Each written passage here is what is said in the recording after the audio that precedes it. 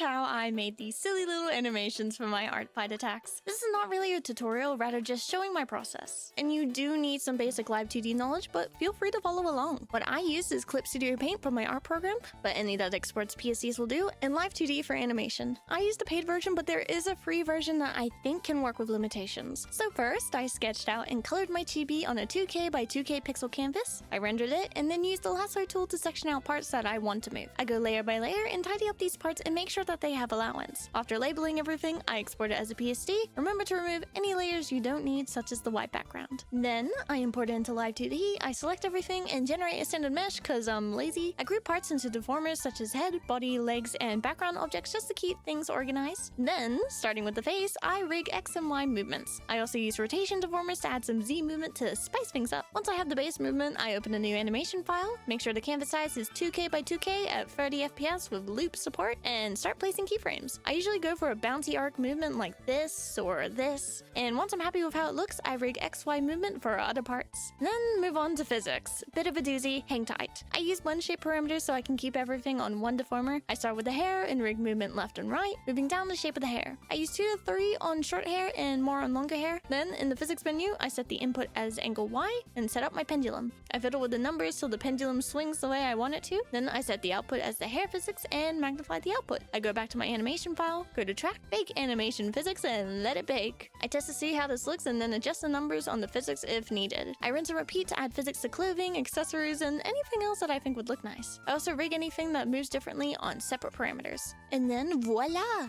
Now my least favorite part, exporting. So Live 2D's GIF exporting function is kind of funky in that I find my colors never turn out right. So what I do is export the animation as a video, then as a .mov. I take this .mov and using Shutter Encoder, I drag and drop it in, go to Image, GIF, and make sure the frame rate is the same as your animation, then convert. And now you have a finished animation! For the outline, I add one in DaVinci Resolve, re-export it as a MOV, and then convert it again as a GIF, which is why this part is my least favorite. I hope you learned something new from my process, and I wish you all a happy art fight!